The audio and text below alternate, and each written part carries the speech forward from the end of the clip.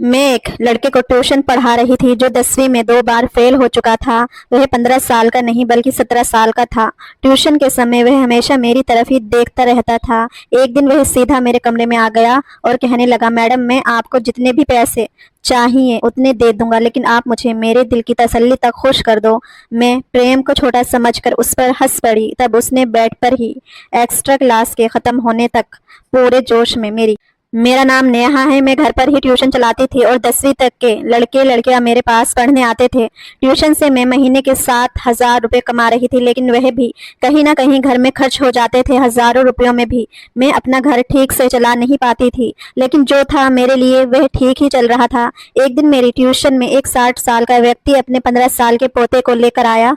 वह व्यक्ति बड़ी महंगी गाड़ी में मेरे घर आया था और उसकी जीवन शैली भी बिल्कुल अमीर लोगों की तरह थी। उस व्यक्ति की ये शान देखकर मेरी आंखें चमक गई। मैंने उनसे उनका परिचय पूछा तो वह बोले, मैं दीनदयाल हूँ और मैं अपने पोते को आपके पास ट्यूशन के लिए लाया हूँ।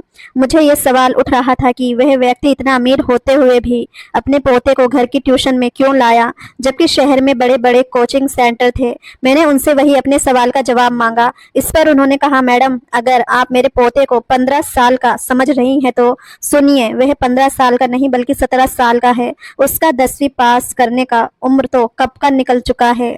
पिछले 2 साल से वह बार बार 10वीं में फेल हो रहा है। शहर के बड़े बड़े कोचिंग में उसे पढ़ाया गया, लेकिन कुछ फायदा नहीं हुआ। एक छात्र से आपका नाम सुना था। कभी कभी जो बड़े लोग नहीं कर सकते वह एक साधारण व्यक्ति कर देता है। अब मैं आपके पास बहुत उम्मीद लेकर आया हूँ। मुझे यकीन है कि आपके यहाँ पढ़ने से मेरा पोता इस बार जरूर 10वीं पास करेगा। दीनदयाल की बातों में मुझे सच्चाई नजर आई और मैं उनके पोते का एडमिशन कर लिया। उस दिन से ही वह मेरे पास पढ़ने आया था। मैं बाकी छात्रों से महीने के 2,000 लिया करती थी, लेकिन दीनदयाल से मैंने उनके पोते की ट्यूशन फीस 3,000 बताई। इस दिन से उन्होंने उसे मेरे पास ट्यूशन के लिए छोड़ दिया। उनके लिए तो 3,000 मामूली बात थी, क्योंकि बाकी माता पिता की तरह उन्होंने पैसे देने में कोई झंझट नहीं की थी। पहले ही दिन उन्होंने मुझे पूरे महीने की फीस दे दी थी। पहले दिन जब मैं अमन को पढ़ाना शुरू किया तो वह पढ़ाई में बहुत कमजोर दिखा। उसका ध्यान पढ़ाई छोड़कर कहीं और था। 2 दिन तक यही चलता रहा। तीसरे दिन दीनदयाल अपने पोते की पढ़ाई के बारे में पूछने ट्यूशन में आए। मैंने उनसे कहा, आपका पोता पढ़ाई में बहुत कमजोर है, मुझे उस पर अतिरिक्त मेहनत करनी पड़ेगी और इसके लिए फीस भी ज्यादा लगेगी। 3,000 में काम नहीं चलेगा, आपके पोते पर ज्यादा ध्यान देना पड़ेगा। किसी के लिए आपको महीने के 10,000 देने होंगे। दीनदयाल ने कहा, 10,000 की जगह मैं तुम्हें 20,000 दूंगा, लेकिन इस साल मेरा पोता 10वीं पास होना चाहिए। अब मैं अतिरिक्त पैसे ले रही थी, इसलिए मैंने अतिरिक्त क्लास के लिए भी हाँ कर दी। दोपहर 2 बजे से 3 बजे तक बाकी सारे छात्र ट्यूशन खत्म करके अपने अपने घर चले जाते थे, लेकिन अमन 3 बजे के बाद भी शाम के 5 बजे तक अकेला ट्यूशन में रुकता था। एक दिन जब सारे छात्र चले गए तो मैं थोड़ा आराम करने के लिए किचन में पानी पीने चली गई। जब किचन में से बाहर आई तो मैंने देखा कि अमन मोबाइल चला रहा था। जैसे ही मैंने उसके हाथ से मोबाइल देखा, मैंने उससे मोबाइल ले लिया। उसके पास जो मोबाइल था वह साधारण नहीं था, बल्कि बहुत महंगा फोन था। 17 साल की लड़के के हाथ पर 1.5 लाख का फोन देखकर मेरी आंखें चमक गईं। अमन बहुत ही जिद्दी था। ये मुझे उस दिन समझ में आया जब मैं उसके हाथ से मोबाइल वापस लिया।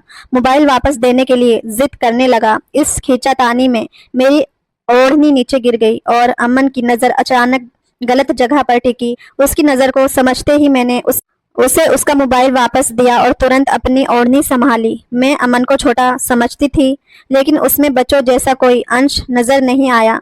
मैंने उसे उसका मोबाइल दे दिया और उसके बाद उसे कुछ नहीं कहा। मैंने उससे कहा, ट्यूशन खत्म हो गई है, अब घर जाओ। तब वह मेरे पास आकर बैठ गया और बोला, टीचर मुझसे गलती हो गई। बोलते बोलते उसने मेरा हाथ अपने हाथ में ले लिया। उसका स्पर्श मुझे किसी बड़े व्यक्ति की तरह महसूस हुआ।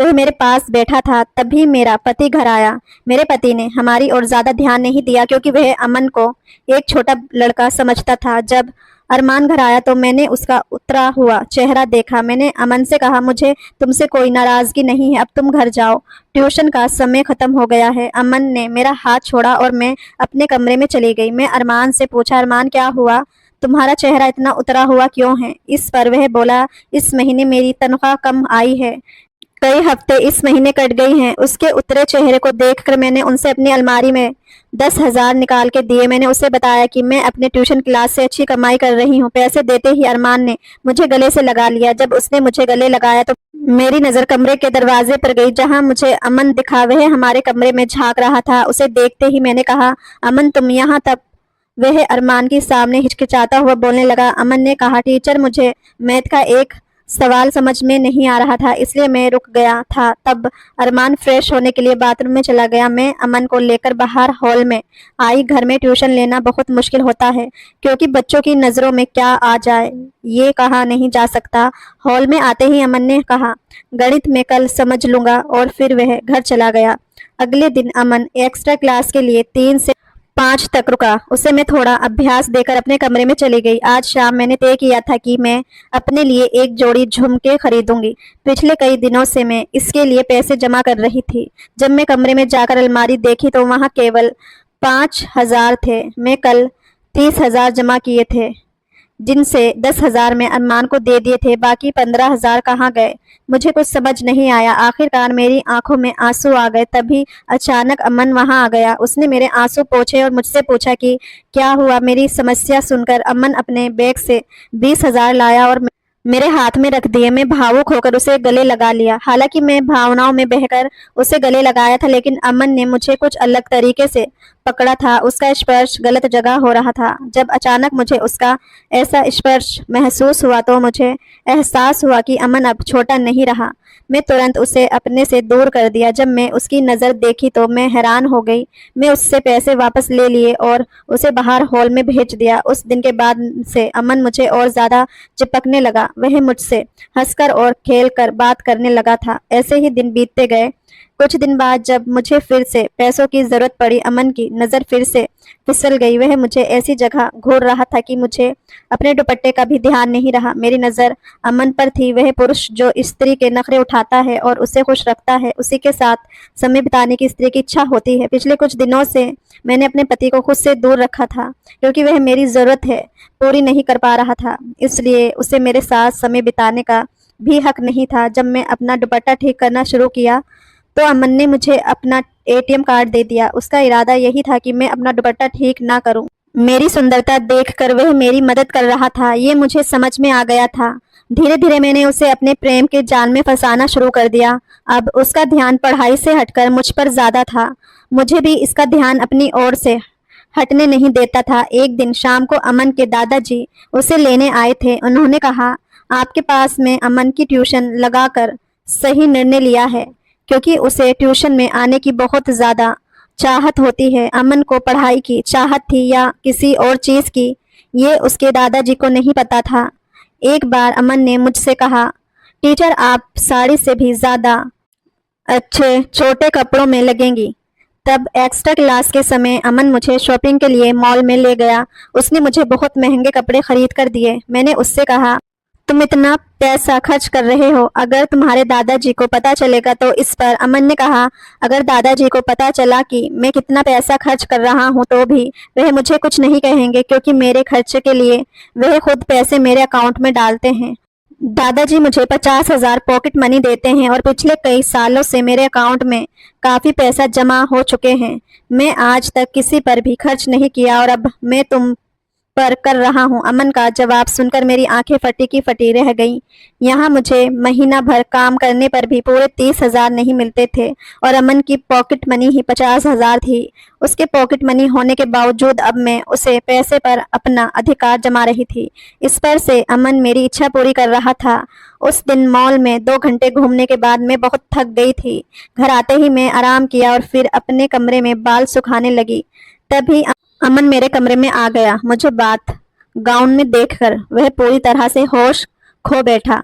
मेरे पास आकर वह मेरे शरीर पर हाथ फेरने लगा। मैंने उससे खुद से दूर किया तो उसने मुझे जोर से अपनी ओर खींचा। अमन ने कहा, टीचर मैं आपको जो चाहिए वह दे रहा हूँ, तो आपको भी मुझे जो चाहिए वह देना चाहिए। अमन ने मुझे अपनी अनुचित इच्छा व्यक्त की। पिछले कुछ दिनों से वह मुझे अनजाने में अजीब ढंग से छूता था और मुझे अजीब तरीके से देखता था, लेकिन मैंने उसे कभी कुछ नहीं कहा। अब अचानक उसने अपनी अनुचित इच्छा जाहिर कर दी थी। मैं अमन से कहा, अगर मैं तुम्हें मना कर दूं तो? इस पर उसने कहा, तो मैं तुमसे दूर चला जाऊंगा। जब मुझे समझ आया कि अगर अमन मुझसे दूर जाएगा तो मुझे उससे मिलने वाली आर्थिक मदद और मेरा घर सब कुछ बंद हो जाएगा, तब मैं घबरा गई। मुझे पैसों की बहुत जरूरत थी। मेरे पति की 30,000 की सैलरी में कुछ भी पूरा नहीं हो पाता था। हमारे 14 साल के बेटे को भी हमने पढ़ाई के लिए उसकी मामी के पास छोड़ रखा था और उसकी पढ़ाई के पैसे भी हमें बीच बीच में भेजने पड़ते थे। ये सब सोच विचार करके मैंने अरमान को छोड़ दिया और अमन को वह सब कुछ देने के लिए तैयार हो गई जो वह चाहता था। मुझे लगा कि अमन को इन सब बातों की ज्यादा जानकारी नहीं होगी और वह क्या कर लेगा, लेकिन जब वह मेरे पास आया तो उसने किसी अनुभवी व्यक्ति की तरह मेरे साथ समय बिताना शुरू कर दिया। मैं अमन को छोटा समझ रही थी, लेकिन वह बिल्कुल भी छोटा नहीं था। अब वह हर रोज एक्स्ट्रा क्लास के समय मेरे साथ समय बिताने लगा था। इसी तरह 2-3 दिन गुजर गए। एक दिन मैं अमन के पास ऐसी गोलियां देखी जो नहीं होनी चाहिए थी। मैंने उससे पूछा कि उसने ये ताकत बढ़ाने वाली गोलियां कहाँ से लाई, तो उसने कहा, पैसा फेंको तो सब कुछ मिलता है, जैसे तुम मुझे मिली हो। अमन की ये शब्द सुनने में अजीब लगे, लेकिन मुझे पैसों की जरूरत थी, इसलिए मैंने उसकी बातों पर ध्यान नहीं दिया। मेरे साथ समय बिताने से पहले अक्सर उन गोलियों का सेवन करता था। मैंने कई बार उसे वह गोलियां लेने से मना किया, लेकिन एक बार जब वह बिना गोलियां लिए मेरे साथ समय बिताने आया तो उसने खुद को कमजोर महसूस किया। अमन खुद को बड़ा समझता था और ये दिखाने के लिए वह सब कुछ कर सकता था। वह उन ताकतवर गोलियों का सेवन करता था। उस दिन अमन को चक्कर आ रहे थे, फिर भी उसने मेरे साथ समय बिताने में कोई झिझक नहीं दिखाई। अमन मेरी हर जरूरत को पूरा कर रहा था और मैं उसे वह खुद दे रही थी जो वह चाहता था। इन सारी बातों की मेरे पति अरमान को जरा भी खबर नहीं थी। मैंने अरमान से ये कहा रखा था कि मेरे पास 2-3 कमजोर छात्र हैं जिनकी मैं पढ़ाई में मदद कर रही हूँ। उसके माता पिता ने उस लड़की की ट्यूशन करने के लिए मुझे 10,000 रुपए फीस थी। इस सोच से अरमान सोचता कि उसे ही फायदा हो रहा है। उसे मेरे और अमन के रिश्ते के बारे में जरा भी जानकारी नहीं थी। एक दिन मेरे मोबाइल पर मेरी बहन का फोन आया। सुनीता ने मुझे फोन पर जो कुछ भी बताया उसे सुनकर तो जैसे मेरे पैरों तले जमीन खिसक गई। जब उसका फोन आया तब मैं अमन के साथ अपने प्रेम में थी। अमन को चक्कर आ रहे थे और वह मेरी बिस्तर पर पड़ा हुआ था। मेरी बहन की बात सुनते ही मैं अमन को खुद से अलग किया। सुनीता ने कहा, नेहा अपने बेटे को अभी के अभी यहाँ से ले जाओ। तुम्हारी स्थिति को ध्यान में रखकर मैं उसे पढ़ा रही थी, लेकिन उसने ऐसा काम किया है जिससे मेरी इज्जत पर दाग लग गया है। सिद्ध जहाँ ट्यूशन पढ़ने जाता था वहाँ उसने अपनी ट्यूशन टीचर पर बुरी नजर डाली थी, इसलिए मेरी बहन मुझे घर छोड़ने जा रही थी। मेरे बेटे की हरकत सुनकर मुझे समझ नहीं आ रहा था कि मैं उसे किस मुंह से बोलूं, क्योंकि मैं खुद एक टीचर होने के बावजूद कुछ पैसों के लिए एक 17 साल के लड़के की अनुचित मांगे पूरी कर रही थी। उस दिन मुझे समझ आया कि अगर मैं समय रहते अमन को ये सारी बातों के लिए मना कर दिया होता और उसे बिना वजह अपने प्रेम के जाल में ना फंसाया होता तो आज मेरे बेटे ने ऐसा कुछ नहीं किया होता। सिद्ध ने जो किया वह मेरी ही गलतियों का परिणाम था। मुझे मेरी गलती का एहसास करने के लिए ही शायद ये सब कुछ हुआ। उस दिन मैं अमन द्वारा दिए गए सारे गिफ्ट और पैसे वापस कर दिए और उसे मेरी ट्यूशन में आने से सख्त मना कर दिया। अमन द्वारा ली जा रही दवाओं का बुरा असर दिखने लगा था, इसलिए उसने सबसे बाहर निकलने का फैसला किया था। उसको यह एहसास हो गया था कि उसने बहुत कम उम्र में एक बड़ी गलती की थी। उस दिन के बाद से उसने पढ़ाई पर ध्यान देना शुरू कर दिया। मैं ट्यूशन पढ़ाना बंद कर दिया था, क्योंकि पिछले महीने में मैंने जो कुछ भी किया था उसका मुझे बहुत पछतावा था। मैं उस बारे में अपने पति से कुछ नहीं कहा सकती थी और ना ही मैं अपने 14 साल के बेटे से नजरें मिला सकती थी। सिद्ध ने जो किया था वह गलत था, लेकिन मैं उसे किस मुंह से डांटूं ये मुझे समझ नहीं आ रहा था। उस दिन से मैंने ठान लिया कि जो मेरे पास है उसी में खुश रहूंगी। पैसा सब कुछ नहीं होता, पैसे से बढ़कर होते हैं संस्कार। मैं अपने बेटे और विद्यार्थी को संस्कार देना भूल गई थी। पैसे कमाने की धुन में मैंने अपने संस्कारों को खो दिया था। भगवान ने मेरे बेटे से गलती करवाकर मुझे मेरी गलती का एहसास करवाया। उस दिन से मैं अपने सिद्ध को अच्छे संस्कार देने लगी। तो दोस्तों, कहानी कैसी लगी कमेंट करके जरूर बताएं। दोस्तों, कहानी अच्छी लगी हो तो लाइक सब्सक्राइब कर देना। धन्यवाद दोस्तों।